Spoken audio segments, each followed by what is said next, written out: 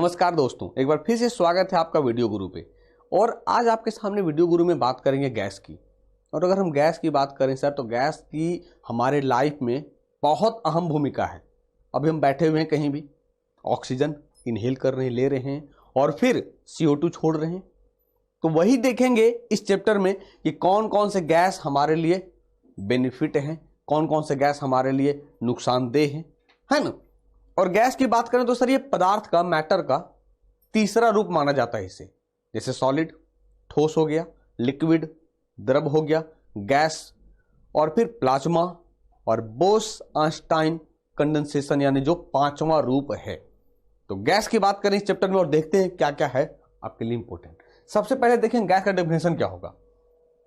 A gas is a form of matter.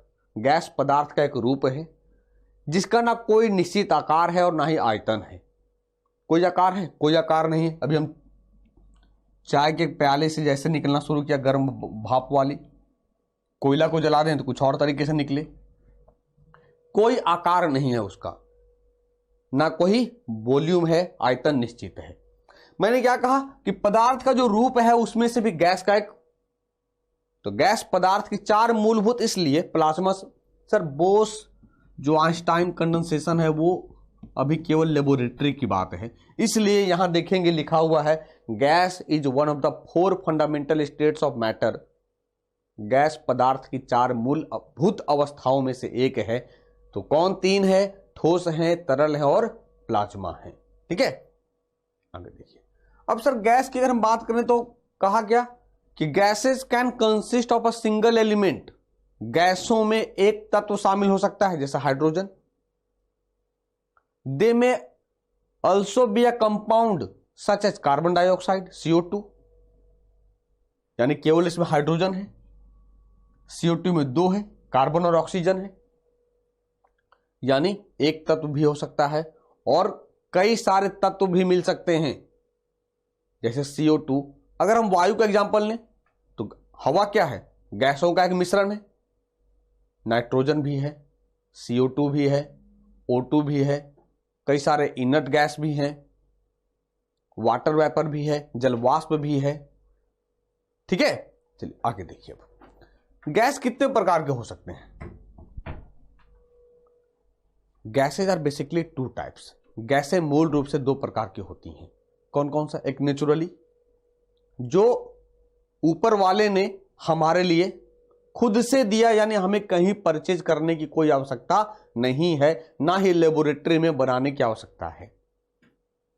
Natural gas, most common gases, सबसे आम gas. For example oxygen की बात कर लें, हम लोग बना सकते हैं क्या? कार्बन डाइऑक्साइड की बात कर लें। और दूसरा क्या? आर्टिफिशियल गैस, कृत्रिम गैस, जो हम बनाते हैं अपने तरीके से और फिर हम उसे यूज में लाते हैं डे टू डे लाइफ। ठीक है, जैसे देखो, समझते हैं इसको और अच्छे तरीके से। तो कहा 2 प्रकार के डिवाइड करेंगे, नेचुरल गैस और आर्टिफिशियल गैस। फिर से नेचुरल को डिवाइड कर दिया किसमें? एलिमेंट और कंपाउंड में। और आर्टिफिशियल को डिवाइड कर दिया सिंथेटिक गैसेज, यानी कहें मेन मेड गैसेज, जो हम तैयार करेंगे।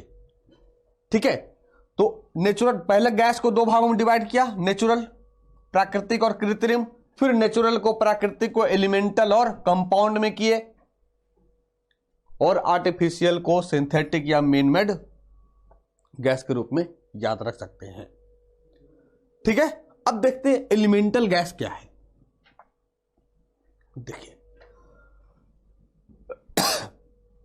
सबसे पहले नेचुरल गैस की बात करें। अभी क्या कहा कि सर नेचुरल गैस वैसे गैस हैं जो प्रकृति में अनायास मौजूद हैं।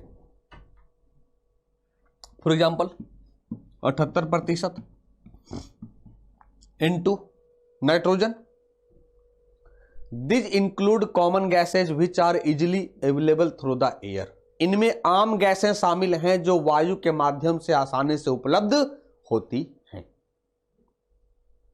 याद आई बातें? प्राकृतिक गैस किसे कहेंगे? जो एक तरह से कहें कि गॉड के जरिए हमें प्राकृतिक रूप से वरदान के रूप में जो मिला है। अब देखिए, ये भी दो प्रकार के होंगे नेचुरली, जो पहले कहा एलिमेंटल। अरे बात समझ में, देखो एलिमेंटल और कंपाउंड, नेचुरल गैस दो प्रकार के होंगे, एलिमेंटल और कंपाउंड। हमने यहां आपको बता दिया नेचुरल गैस का डेफिनेशन।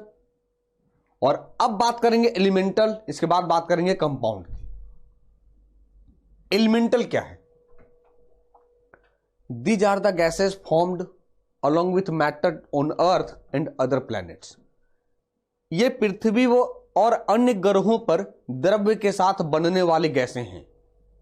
पृथ्वी और अन्य ग्रहों पर द्रव्य के साथ बनने वाली गैसें हैं। These gases are made of single element atoms। ये गैसें एकल तत्व परमाणुओं से बनी होती है। अब सर ये डेफिनेशन तो आपने दे दिया, ये भी बता दिया, अब जरा एग्जांपल बता दो, तब क्लियर हो जाएगा हमारे लिए। तो एग्जाम्पल आपके लिए ये हो जाएगा सर, क्या कहा? सिंगल ऑक्सीजन केवल O2, नाइट्रोजन, हाइड्रोजन और जितने भी हल्की गैसें हैं वायुमंडल में मौजूद, एक्सेप्शनल रेडॉन को छोड़कर। हीलियम, ऑर्गन, क्रिप्टन, नियोन, ये सब क्या है? एलिमेंटल गैसेज हैं। यानी एलिमेंटल गैस उसे कहेंगे जिसमें क्या होगा? सिंगल एलिमेंट एटम्स होगा, एकल तत्व परमाणु मौजूद होंगे। अब आ जाए कंपाउंड गैसेस। कंपाउंड क्या है? कि this gases are formed in nature out of biochemical process. ये गैसें प्रकृति में या प्रकृति में जैव रासायनिक प्रक्रियाओं से बनते हैं। फॉर एग्जाम्पल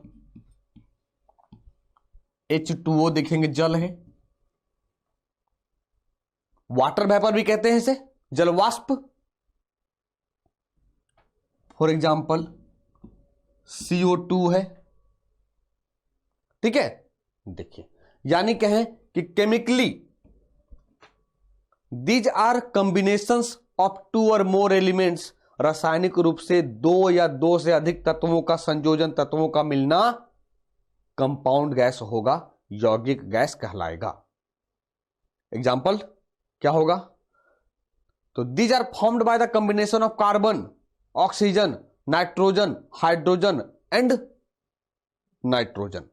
क्या कहा कि किससे बनेंगे? अभी CO2 का एग्जाम्पल दिया सर, ये देख लीजिए, कार्बन डाइऑक्साइड। अभी H2O का एग्जाम्पल दिया सर, ये देख लीजिए, N2O।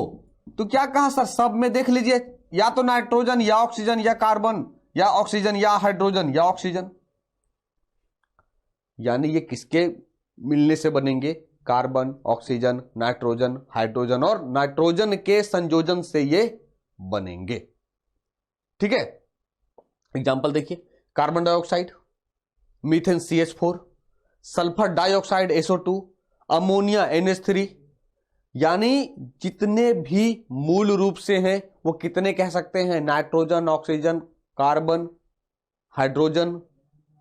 अरे बस समझ में, ये सब क्या हो जाएंगे? कंपाउंड मतलब क्या हो गया? यौगिक, एक से अधिक गैसों का मिलना, संयोजन। अब आ जाए आर्टिफिशियल गैसेस, कृत्रिम गैसें या गैस कहें। The artificial gases are those which are synthesized by chemical reactions. कृत्रिम गैसें वे होती हैं जो रासायनिक अभिक्रियाओं द्वारा संश्लेषित होती है, तैयार होती है। इन्हें इंडस्ट्रियल गैसेस भी कहते हैं, औद्योगिक गैस भी कहा जाता है, क्योंकि हम इसे अपनी सुविधाओं के अनुसार तैयार करते हैं। हम इसे अपनी सुविधाओं के अनुसार तैयार करते हैं। एग्जाम्पल में क्या होगा? These artificial gases include CFC, chlorofluorocarbon. क्यों भैया नहीं तैयार होगा? हमारा जो फ्रिज है, रेफ्रिजरेटर है, वो ठंडा नहीं होगा। फिर निश्चेतक यानी एनेस्थेटिक्स, जो हम ऑपरेशन में यूज करते हैं, एनेस्थेसिया कहते हैं उसे। एंड स्टरलाइज एजेंट आदि शामिल हैं आर्टिफिशियल में। These are prepared by synthetic means for human use। ये मानव उपयोग के लिए सिंथेटिक साधनों द्वारा तैयार किए जाते हैं। अब देखते हैं कि ग्रीन हाउस गैस क्या है। These gases are enhanced the Earth's temperature। ये गैसें पृथ्वी के तापमान को बढ़ाती है। अब सपोज मानिए ग्रीन हाउस गैस अगर ना हो तो क्या होगा? कल्पना करिए ये हमारे लिए हार्मफुल है या बेनिफिशियल है। सर सपोज मानिए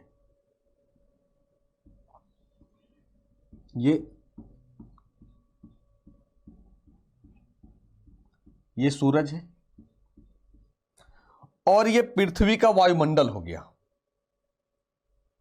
ठीक है, ये अर्थ है। समझना क्यों हमारे लिए जरूरी है ग्रीन हाउस गैस। अब सूरज से किरणें निकल रही है, पृथ्वी को इंटर की,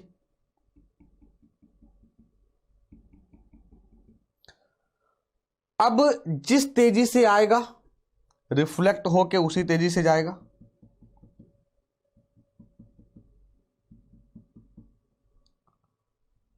अगर ग्रीन हाउस गैस नहीं होगा तब पृथ्वी का टेम्परेचर हमेशा माइनस में रहेगा, और माइनस में रहेगा तो सर हम लोग जीवित नहीं रह पाएंगे। तब ग्रीन हाउस गैस करता क्या है समझना, जहां पर होगा वायुमंडल को डेंस कर देगा, घना कर देगा। यानी सूरज की किरणें आती तो जरूर है, लेकिन जिस मात्रा में आती है उस मात्रा में लौट नहीं पाती है। तब पृथ्वी पर नॉर्मल टेम्परेचर 15 डिग्री सेल्सियस बना होता है। यानी एक तरह से कहें कि ग्रीन हाउस गैस हमारे लिए बेनिफिट है, लेकिन अब जब ज्यादा मात्रा में बढ़ेगा तब टेम्परेचर इंक्रीज होना शुरू हो जाएगा। आई बात समझ में कि these gases are enhanced the earth temperature. ये गैसें पृथ्वी के तापमान को बढ़ाती है। These gases include carbon dioxide, methane and nitrous oxide. इन गैसों में carbon dioxide, methane, nitrous oxide, इसके अलावा सर हम इसमें ओजोन रख सकते हैं। इसके बाद इसमें वाटर वेपर रख सकते हैं, जलवाष्प रख सकते हैं, ठीक है। अरे बात समझ में। तो क्यों ग्रीन हाउस गैस हमारे लिए इंपॉर्टेंट है, आप इसके जरिए भी समझ सकते हो। देखिए मैंने क्या कहा, if the concentration of this gases increases, जब इन गैसों की सांद्रता बढ़ती है, मात्रा बढ़ेगा, तो ग्लोबल वार्मिंग को बढ़ावा मिलेगा, जिससे हमारी लाइफ और मुश्किल में पड़ जाएंगी। क्यों? ग्लेशियर पिघलेंगे, ग्लेशियर पिघलेंगे तो समुद्र का जल स्तर बढ़ेगा, समुद्र का जल स्तर बढ़ेगा तो जितने भी कोस्टल राज्य हैं भारत के, कोस्टल स्टेट हैं भारत के, यहां वाले, उनको नुकसान पहुंचेगा। अरे बस समझ में। तो सर किसी भी चीज का लिमिट में रहना वो जरूरी है हमारे लिए। अब ग्रीन हाउस गैस नहीं हो, सोचो ग्रीन हाउस गैस ना हो तो हम सर्वाइव ही ना कर पाए पृथ्वी पे, ज्यादा हो जाए तो भाई हमें मुश्किल है, ठीक है। चलिए अब देखते हैं गैसेस एंड देयर यूजेज। कुछ गैस जो हमारे लाइफ के लिए कितना जरूरी है। सबसे पहले बात करें ऑक्सीजन की। सर ऑक्सीजन है तो हम हैं, ऑक्सीजन नहीं है तो हम नहीं। अब सोचिए, कल्पना करिए कुछ क्षण के लिए हम अपने नाक को बंद कर दें, या आपको ऐसा कमरे में बंद कर दिया जाए जहां वेंटिलेशन ना हो, क्या हो जाएगा? यानी रिस्पायरेटरी सपोर्ट, श्वसन समर्थन, वेल्डिंग, स्टेरलाइजर, और एक सबसे बड़ी चीज है checked pollution level in river. Question आता है कि नदी में प्रदूषण के स्तर को हम कैसे पता लगाएंगे? ऑक्सीजन की घुली हुई मात्रा से। घुली हुई मात्रा से कैसे? सर मछली रहेगी नदी में, उसे भी तो ऑक्सीजन चाहिए। जब ये प्रदूषण लेवल बढ़ेगा मछलियां मरना शुरू हो जाएंगी। यानी कैसे? तो वहां ऑक्सीजन की मात्रा कम हुई है। जब आपके एग्जाम में पूछा जाए कि नदी में प्रदूषण की स्तर को हम कैसे जांचेंगे, तो क्या होगा कि ऑक्सीजन की घुली हुई मात्रा के आधार पर हम प्रदूषण लेवल को जांच सकते हैं। अब आ जाए CO2 की बात करें, carbon dioxide. Refrigeration and in the fire extinguisher यानी प्रशीतन में और अग्निशामक यंत्र में यूज किया जाता है।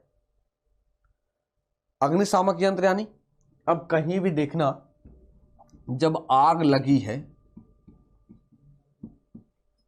तो बुझाने के लिए उसमें क्या रहता है, CO2, क्योंकि सर अगर जैसे ही ऑक्सीजन देंगे तो और ये बढ़ा देगा। हम क्या यूज करते हैं, CO2 का यूज करते हैं।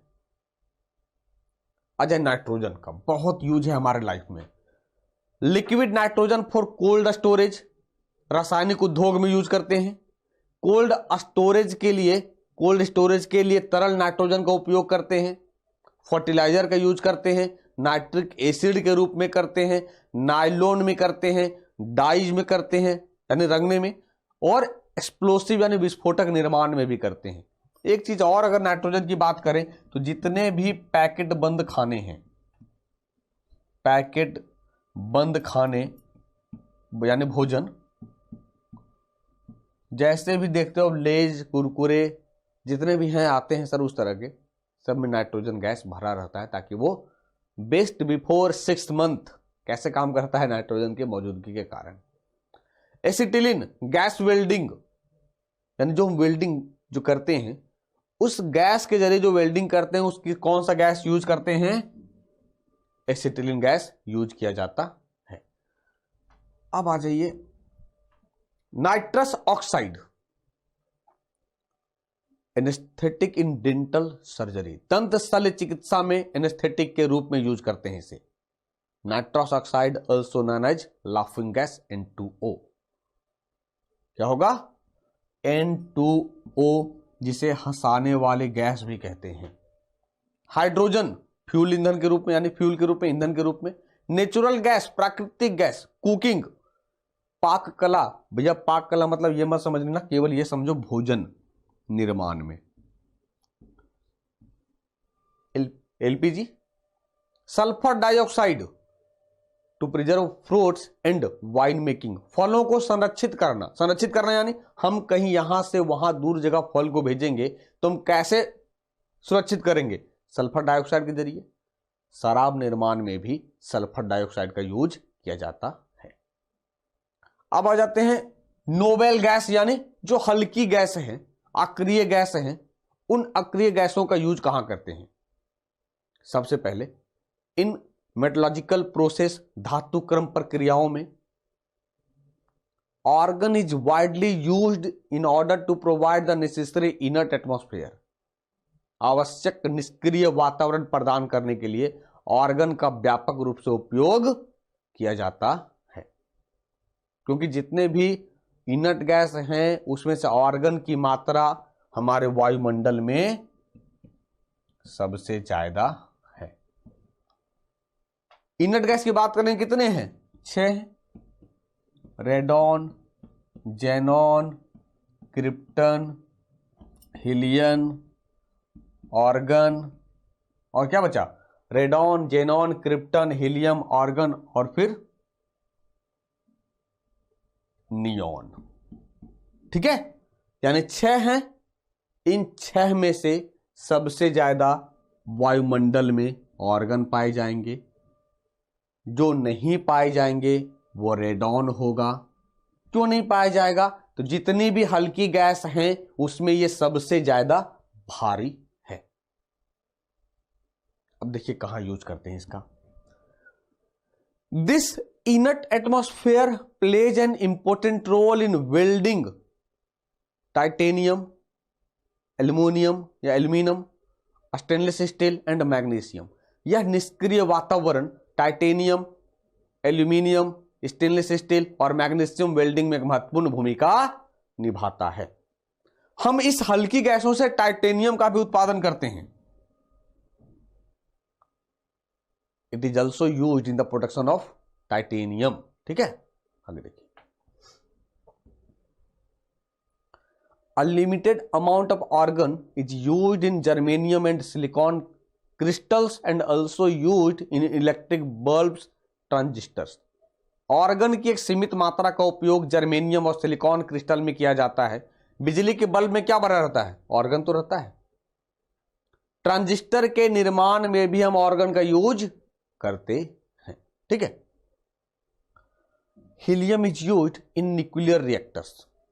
हीलियम का उपयोग परमाणु रिएक्टरों में कूलिंग के लिए करते हैं, कूलिंग एजेंट के रूप में, ताकि वो सही ढंग से काम करे, क्योंकि परमाणु रिएक्टर का जो टेम्परेचर होगा वो बहुत ज़्यादा होगा। तो जब तक उसे हम कूल नहीं रखेंगे, ठंडा नहीं रखेंगे, तो वो प्रॉपर काम नहीं करेगा, विस्फोट होने का चांस ज़्यादा रहेगा। और हीलियम का यूज, लिक्विड हीलियम का यूज क्रोमेटोग्राफी में प्रवाह गैस के रूप में करते हैं। जो गुब्बारे देखे होंगे जो हवा में छोड़ते हैं, गैस वाला गुब्बारा, उसमें क्या रहता है? हीलियम रहता है। जब क्वेश्चन आएगा आपका कि जो गुब्बारे, गैस वाले गुब्बारे में कौन सा गैस भरा रहता है? हीलियम। और यही हीलियम गुब्बारा का यूज करते हैं किसी विशेष क्षेत्र के मौसम की जांच के लिए। Helium balloons are used to check the weather of a particular region. यानी किसी पार्टिकुलर प्लेस की बात करें, वहां का मौसम क्या है, कैसा है, हीलियम गुब्बारे से पता चल जाता है। Helium is preferred over hydrogen as helium is readily available. समझना, हीलियम को हाइड्रोजन से अधिक पसंद किया जाता है। क्यों? क्योंकि हीलियम आसानी से उपलब्ध है। हाइड्रोजन भी हल्की गैस मानी जाती है, लेकिन हम इसे हीलियम की जगह पे प्रेफर नहीं करते हैं, हीलियम को ज्यादा प्रेफर करते हैं। रीजन क्या है? जबकि हाइड्रोजन सस्ता है सर, हाइड्रोजन को प्रेफर करना चाहिए। Hydrogen is cheaper but highly inflammable. Hydrogen सस्ता तो है लेकिन अत्यधिक ज्वलनशील है। इसलिए जितने भी एयरक्राफ्ट हैं, विमान हैं, विमान के टायर में, विमान के चक्के में, विमान के पहिए में हीलियम गैस को प्राथमिकता दी जाती है। Hence due to safety issues helium is preferred in aircraft. इसलिए सुरक्षा के मुद्दों के कारण विमान में हीलियम को प्राथमिकता दी जाती है। अब कुछ देखते हैं important facts about some gases. कुछ गैसों के बारे में महत्वपूर्ण तथ्य, जैसे क्लोरोफॉर्म बनाने के लिए किस गैस का यूज करते हैं? तो methane gas is used in making chloroform. Chloroform बनाने में मीथेन गैस का उपयोग करते हैं। फर्मेंटेशन ऑफ शुगर, चीनी के निर्माण में, किण्वन में किस गैस का यूज किया जाता है? तो carbon dioxide is used in the fermentation of sugar. चीनी के किण्वन में CO2 का यूज करते हैं। Oxygen is separated from the air by passing an electric current through water. समझना क्या कहा? जल के माध्यम से एक विद्युत धारा को प्रवाहित करके ऑक्सीजन को वायु से अलग किया जाता है। यानी अब किस मेथड से हम ऑक्सीजन को अलग करेंगे? जैसे मान लीजिए सर, ये ऑक्सीजन सिलेंडर है, इस सिलेंडर के जरिए हम किसी को ऑक्सीजन यूज देते हैं, तो अब वायु में, एयर में भरा हुआ है ऑक्सीजन 21%। अब उस वायुमंडल से हम ऑक्सीजन को कैसे निकालेंगे? तो जल के माध्यम से एक करंट हम उसमें क्या करेंगे? पास करेंगे, और उस करंट के जरिए ऑक्सीजन वायु से अलग हो जाएगा। क्यों? क्योंकि air is a mixture of gases. वायु क्या है? गैसों का एक मिश्रण है। N2 भी है 78%, ऑर्गन भी है 0. यानी एक मिनट रुकना, ऑर्गन की बात करेंगे तो 0.93% है ना। चलो, CO2 भी है 0.03%। ठीक है। Krypton gas used in high quality photography. Krypton gas का उपयोग उच्च गुणवत्ता वाली फोटोग्राफी में किया जाता है, एकदम डिजिटल। ठीक है, चलिए आगे देखिए। Hydrogen is used in the manufacture of वनस्पति घी। ये सर कई बार एग्जाम में पूछा गया आपका। वनस्पति घी के निर्माण में किस गैस का उपयोग करते हैं? हाइड्रोजन का यूज करते हैं, जिसको हम हाइड्रोजनीकरण या हाइड्रोजनेशन कहते हैं। ठीक है, हाइड्रोजिनेशन कहते हैं या हाइड्रोजनीकरण कहेंगे। इसके बाद अल्कोहल के निर्माण में, शराब के निर्माण में, अमोनिया के भी निर्माण में हाइड्रोजन का यूज करते हैं। Oxygen is found in abundance in the earth in both combined and free state with other elements. पृथ्वी में अन्य तत्वों के साथ संयोजन और मुक्त अवस्था में ऑक्सीजन प्रचुर मात्रा में पाई जाती है। अगर हम पृथ्वी की बात करें सर, 46.6% है ऑक्सीजन की मात्रा। अब सोचिए ना सर, 3 भाग तो जल है, H2O। ह्यूमन बॉडी में भी सबसे ज्यादा ऑक्सीजन 65%। ठीक है, चलिए आगे। क्या कहा? All contains, sorry, air contains nitrogen, oxygen and the organ with traces of other gases including water vapour. वायु में नाइट्रोजन, ऑक्सीजन और ऑर्गन होता है जिसमें जलवाष्प सहित अन्य गैसों के निशान मिलते हैं। कौन कौन सा गैस होता है? जबकि कार्बन डाइऑक्साइड बहुत जरूरी है सर हमारे लिए। The presence of carbon dioxide in the air is very important environmentally, it accounts for less than 0.04। जबकि वायुमंडल में 0.04% से कम है। तो कितना है ये देख लीजिए। सबसे ज्यादा क्या होगा सर? नाइट्रोजन होगा 78%, ऑक्सीजन होगा 21%, ऑर्गन होगा 0.93%, CO2 होगा 0.03%। इसके बाद कई सारे गैस हैं, इनर्ट गैस तो है ही रेडॉन को छोड़कर।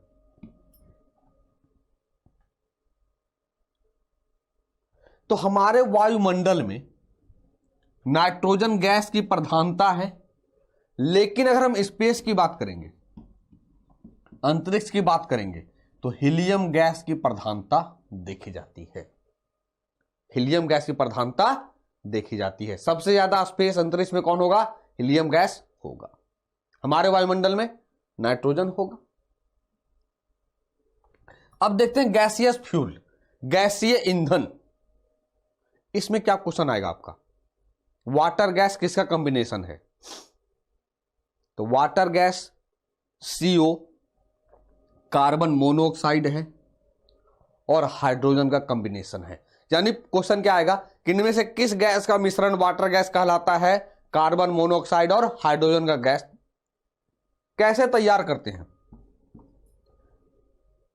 By passing steam over red hot कॉकेट 1000 degree Celsius. 1000 degree Celsius पर अगर हम लाल तप्त कोक को स्टीम यानी गैस से गुजारेंगे, तब जाकर वाटर गैस तैयार होगा। तो हमेशा समझिए, कार्बन प्लस H2O, कार्बन और जल अभिक्रिया किया, तब जाकर कार्बन मोनोऑक्साइड और हाइड्रोजन तैयार हुआ, दैट इज वाटर गैस। तो हो सकता है आपके एग्जाम हॉल में ये रहे वाटर गैस किसका मिश्रण है, या रहे water gas contains water gas है, ऑप्शन में ये दे देगा। तब आपको सर 2 चीजें याद रखनी पड़ेंगी। हमें इसे याद रख लें या हम इसे याद रख लें, जैसे याद रखिए। एक बार मैं आपको बता दूं, 2015 यानी 2015 में रेलवे का जो एग्जाम हुआ था, उसमें पूछा गया है कि वाटर गैस को तैयार करने में कितने डिग्री सेल्सियस की आवश्यकता पड़ती है।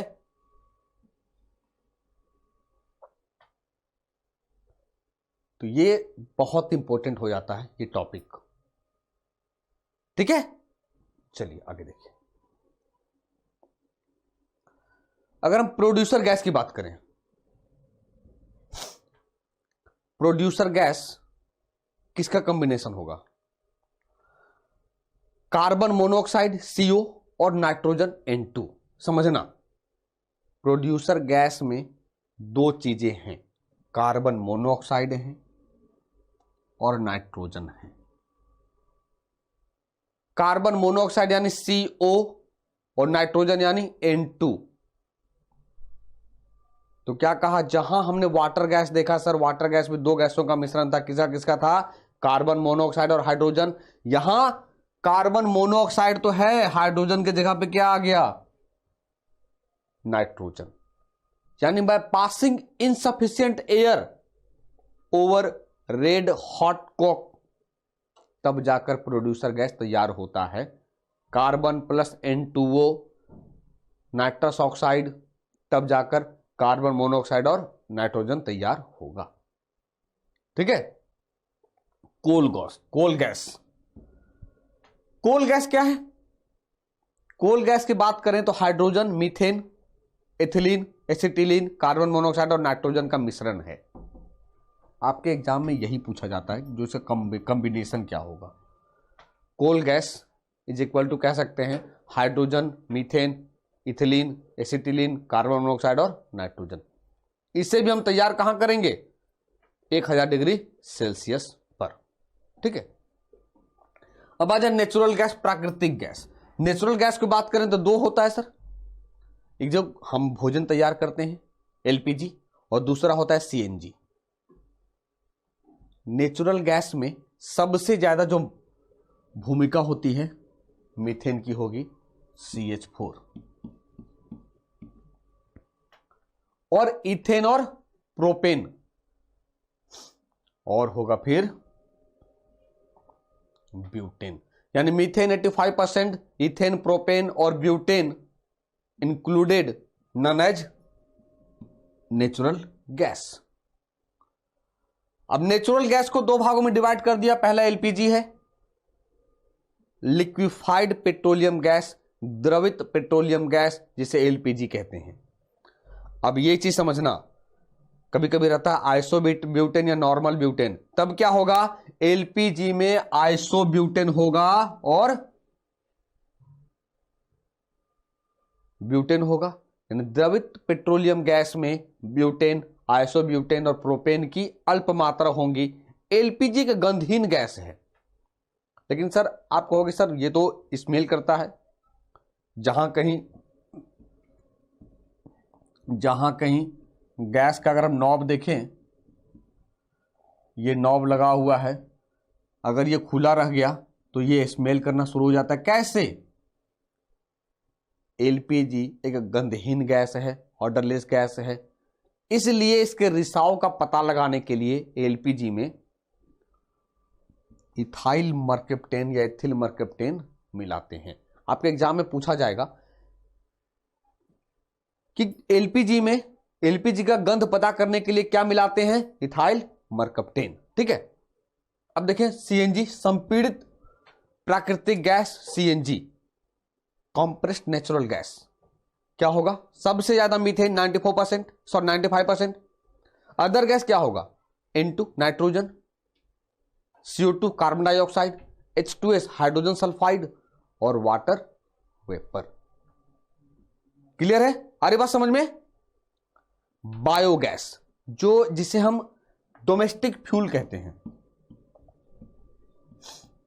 डोमेस्टिक फ्यूल, घरेलू ईंधन कहते हैं इसे,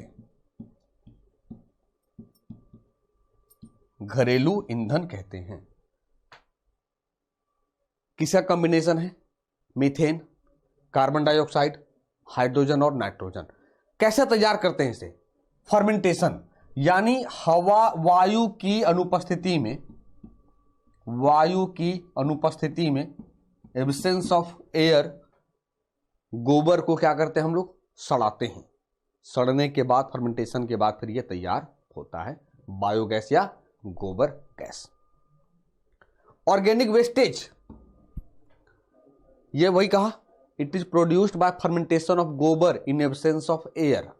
कैसे तैयार करते हैं, तो हवा की अनुपस्थिति में गोबर के किण्वन द्वारा यह उत्पादित होता है, जिसे हम डोमेस्टिक फ्यूल कहते हैं। तो हमेशा याद रखिएगा, अनुपस्थिति और उपस्थिति ये आपके कई बार एग्जाम में पूछे जा चुके हैं, एब्सेंस और प्रेजेंस की। ठीक है। तो ये था sir chapter gases and their uses, यानी गैस हमारे जीवन के लिए कितना महत्वपूर्ण भूमिका निभाता है, हमने इस चैप्टर के जरिए क्लियर किया और कौन सी गैस हमारे लिए नुकसानदेह है। यकीनन इस लेक्चर में आपके कॉन्सेप्ट क्लियर हुए होंगे। मिलेंगे जब नेक्स्ट लेक्चर में, तब देखेंगे कुछ और। तब तक के लिए धन्यवाद।